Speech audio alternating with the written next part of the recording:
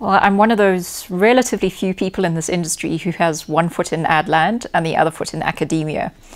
I wrote a 120,000 word PhD thesis on advertising in the new South Africa, and I got it back in 2005. So my interest in advertising isn't just as a strategist who works in the industry, it's also the cultural role of advertising. I think it's an incredibly important and powerful tool, and I'm really excited by the possibilities of communication, commercial communication, which plays a role in shaping our sense of self, of who we are as a nation.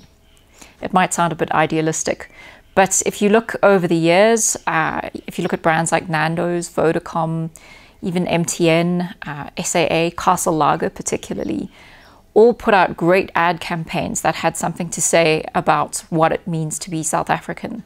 And I think that has a huge impact.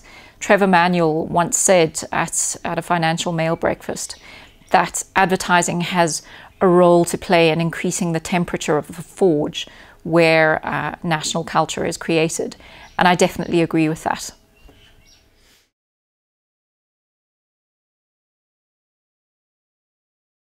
Well, it obviously depends on the job at hand. It's not always relevant to bring in the big picture, what impact is this communication going to have on the national sense of self. Not every campaign can do that, but I am lucky enough to be working on a campaign right now. I'm not at liberty to disclose exactly what it is, but I am getting to feed through my academic background and my learnings and my insights into that, and looking at how the communication we put out impacts on the way we see ourselves and the opportunities to use advertising to strengthen the debate around what it means to be South African. We're kind of in a bit of a no man's land right now. We're not quite sure who we are anymore, what we stand for. The days of the Rainbow Nation and Madiba magic are over, and we need something more to aim for. We need almost a mission statement, if you will, and that's probably going to come from advertising rather than any other field out there. So I'm quite excited by the possibility that we'll start to see more and more communication that tries to shape the way we see ourselves and give us a sense of purpose, because right now we are wandering around a bit lost.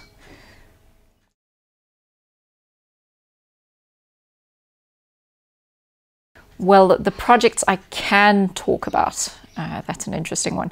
Well, I'll give you a very small example of what I like to do. I've got a client who's actually just down the road from you called TPN, Tenant Profile Network, and they pull data on tenants. And they found something really interesting, that there's a spike amongst 39-year-old men suddenly start renting. And they were trying to work out why. And of course, the obvious answer is divorce. So I thought that was really interesting, and I persuaded them to put out a release, which I wrote yesterday, in time for Valentine's Day, where I linked what TPN does, which is source credit information on tenants, but I linked it to wider social issues like divorce, like relationships, romance. I had this insight that romance is actually bad for rentals, because when two couples move in together, that's one less household. And when people get divorced, what happens usually is that one of them has to move out in a hurry, usually to rented accommodation. We saw this with the Sehuales, although it's slightly unusual in that Judy, the wife, is the one renting, not the husband. Usually it's the other way around. So I like drawing all these different facets together, all these different strands. So connecting what my client does, which on a commercial basis is very specific and very focused on pulling credit data, but I've linked it to wider social trends and put that together in a press release in time for Valentine's Day. And I managed to get them a whole lot of additional coverage as a result of doing that. So yeah, looking at how to link what your clients do with what's going on in the world and finding ways to generate interesting content that people want to talk about. That's one of the things I love doing.